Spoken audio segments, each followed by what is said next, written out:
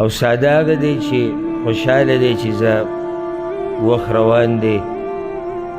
او بیا به پسې لوی اختر راځي او بیا به پسې پلانې میاشي او بیا به هغه میاشي او بیا به دا او بیا به چې دی نه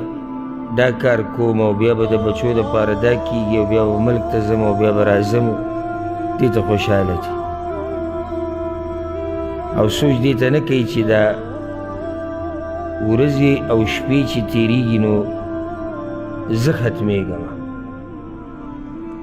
ځکه بعضو سلفو به دا خبره کوله وی ورځ او شپه په تا کې کار کوي نو ته پکې هم کار کوه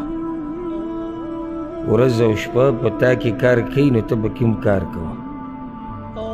تا کې کار کوي معنی ده چې ستا ژوند کموي وی سړی خوشحالي عجیبه دې بعضو انسانانو ته سړی وګوري حیران شي